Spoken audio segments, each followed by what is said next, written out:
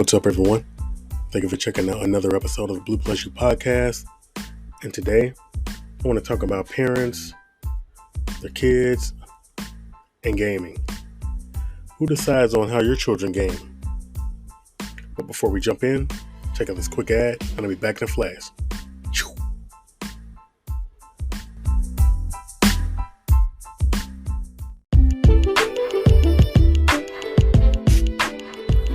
Are you looking for an online store with unconventional options?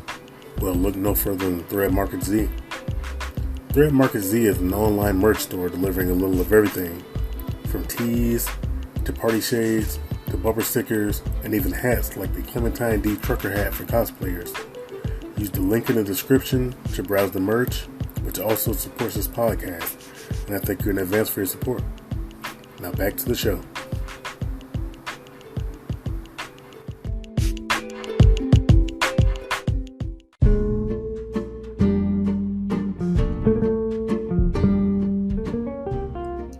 Finding great places to stay, eat, and see is all well and good, but planning a trip, booking a flight, and securing a cheap car rental can be stressful expensive. You want to go to Paris, but is it worth the plane fare? You're thinking of going on a safari, but flights to Africa are expensive, and a car rental on the other side of the world is more than you can actually contemplate? Well, Booking.com is a travel website that compares hundreds of travel sites so you can compare prices and get the best deal on your flight, hotel, and car rental. You'll find the best deals on flights to Europe and even cheap flights to the US. And if you don't have the time to plan a trip, you can even book a tour with one of the actual tour operators. And they even have the option to check out various attractions. So, what are you waiting for? Check out the link in the description, which supports this podcast, and enjoy your trip.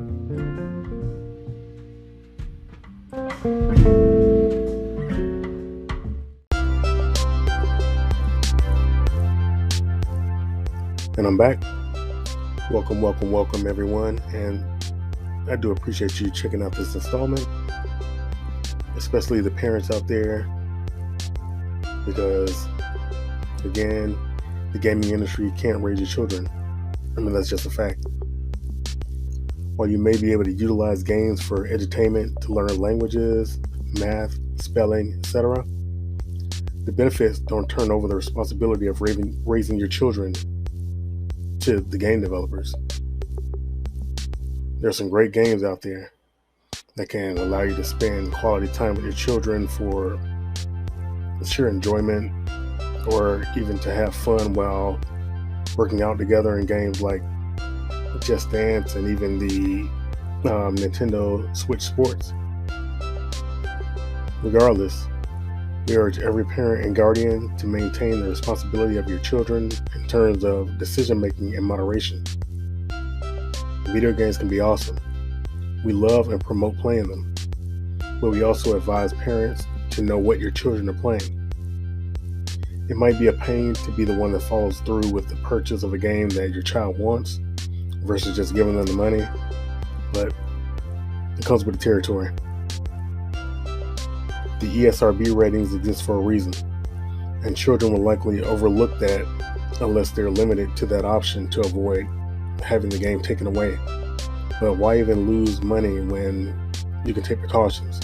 Because once the game is open, it's a used game. If you aren't familiar with the ratings from the Entertainment Software Ratings Board, or ESRB, no worries. I'm going to present them here for each age group they apply to. Let's jump in.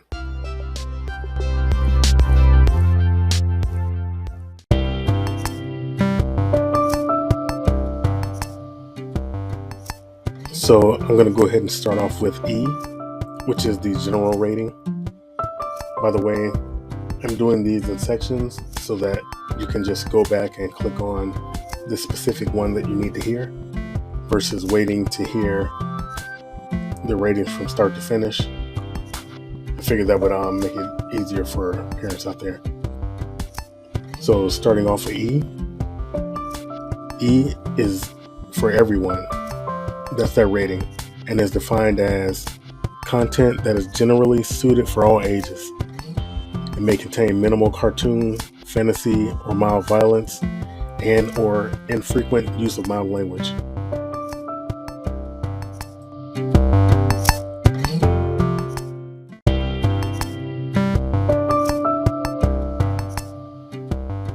E10 plus is a similar rating to E for everyone, but E10 plus is for everyone 10 and up, and is defined as content that is generally suitable for everyone ages 10 and up. May contain more cartoon, fantasy, or mild violence, mild language, and or minimal suggested themes.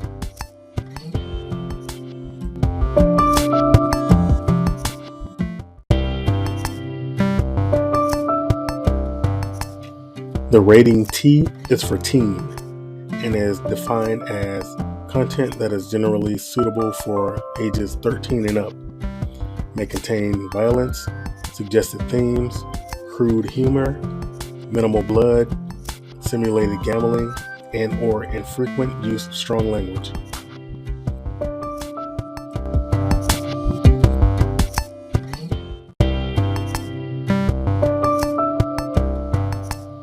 The rating M, 17 plus, is for mature audiences 17 and up, and is defined as content that is generally suitable for ages 17 and up. May contain intense violence, blood and gore, sexual content, and or strong language.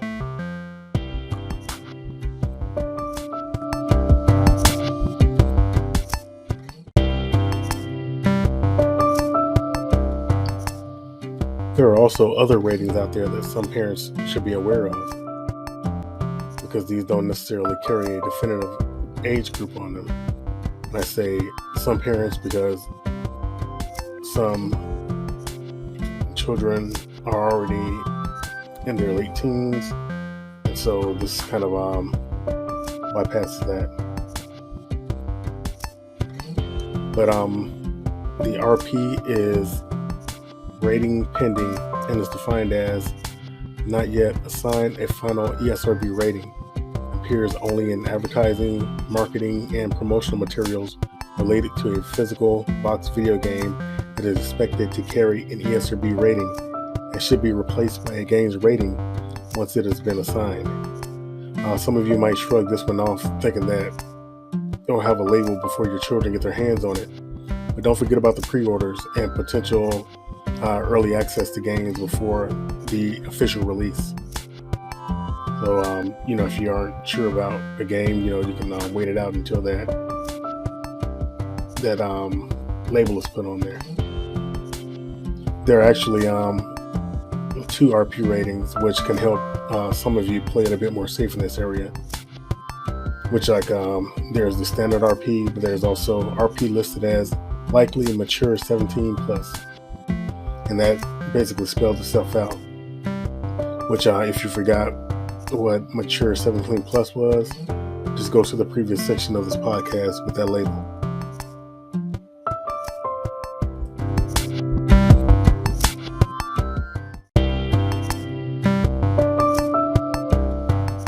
Lastly, we can't forget about adults only 18 plus, which is defined as content suitable only for adults 18 and up. This may include prolonged scenes of intense violence, graphic sexual content, and or gambling with real currency.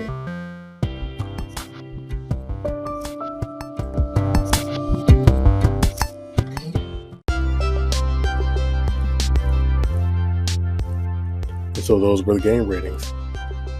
Hope this helps you in your buying decisions regarding the gamers in your lives, and may it even motivate you to do the same regarding their shows, movies, and music they listen to. I know there will still be people out there who would rather blame video game developers because they deem video games as something children do and do alone, but that's like saying kids are the only ones who watch TV because cartoons exist.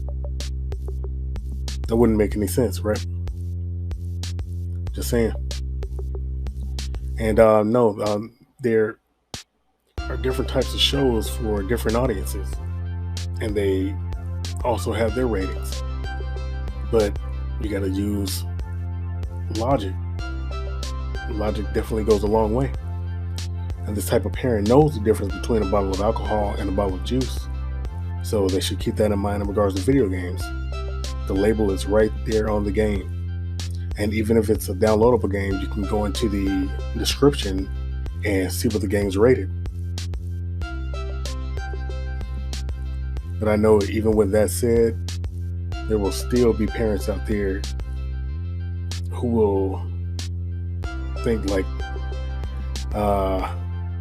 they're going to experience it one way or another. But you have to remember what shoes you're standing in. You're the parent. You aren't on the sidelines while the world raises your child. Children need parents for a reason, not someone who would just shrug off inappropriate experiences, especially those rated mature and adult. And I'm not saying your child will end up on the next season of a televised Scare Street program, but we never know how certain experiences will impact an impressionable child. Are you willing to roll the dice on your child?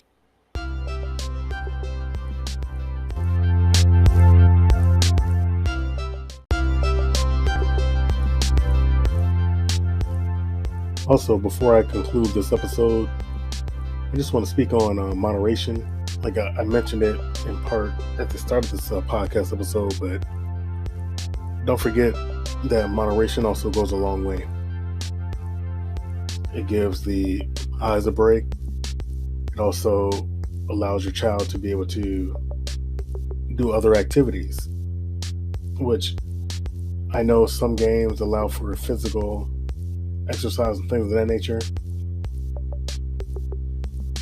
but doing something outside of video games is a great thing. The same includes doing something outside of having your head buried in your phone. There are other things out there that should be experienced so that they have the ability to do those things. Like communicate, for example. I know that some of you might say, well, you talk on the phone or you talk online, that's communication. And while that's true, there are some people who have extreme anxiety, in regards to speaking to someone in public or going up to someone and speaking, or even doing interviews and things like that. There are people who have had their parents send notes in to interviewers, or have called or even gone up to a company to speak on behalf of their child because they didn't get the job, or there was some sort of misunderstanding or something like that. Having the ability to speak in person, that goes a long way. And if they're going to actually meet someone in their life for the purpose of dating, getting into relationships, getting married, or having even friendships and things like that, or being in business, whatever the case may be, they have to be able to speak to someone, look them in their eye, speak to them, person to person, without speaking through them through a phone or through the computer or something. Those skills go a long way.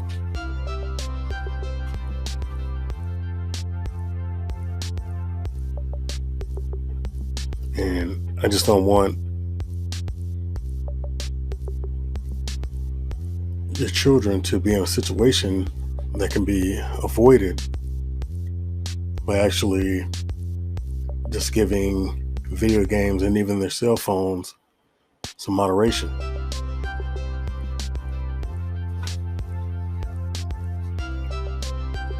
And little children are growing up, like they don't have the phones in their face constantly. And I know I didn't. We had to go out and play. That was our enjoyment. We spoke with other kids. We had a great time. Granted, I began playing video games at an early age, which I definitely don't regret, but we still had moderation. We had a certain amount of time we would game, and that would be that. Have I logged some crazy hours on a video game? Absolutely. But do I have the ability to speak to someone in person and have a nice conversation with them? Definitely. So you have to keep things like that in mind for your child. Like, how do you want them to be? Do you want them to be at a disadvantage, or do you want them to have an advantage? Because communication, like person to person, that's almost becoming a lost art. It might seem far-fetched, but just go out and look at people. There are some people who are afraid to even speak to someone else. Like, this has nothing to do with public speaking, like on a stage or something like that. I'm just talking one person to one person.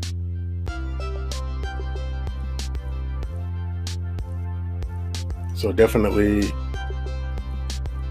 I have no problem with your children gaming, or like whether it's console, PC, mobile, anything of the sort, or watching awesome movies and appropriate shows that fit within their age range and all that good stuff. But moderation, so that other things like communication and even things like the chores and stuff like that don't get neglected. It's important to give games moderation, and whatever their favorite pastime is. Moderation goes a long way. And plenty of you know this. It's kind of like your children can't eat cookies and candy all day. That will result in someone cleaning up some barf somewhere. Or it could lead to complications regarding their health.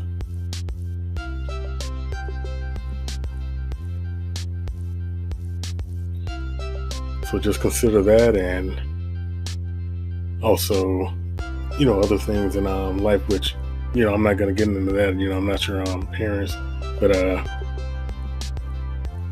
speaking on video games and just moderation and identifying which game fits their age range, definitely consider that for the reasons mentioned here. And on that note, thank you so much for checking out this episode of Blu+YouPodcast. If you are a supporter of this podcast, please consider being one. Utilize the link in the description.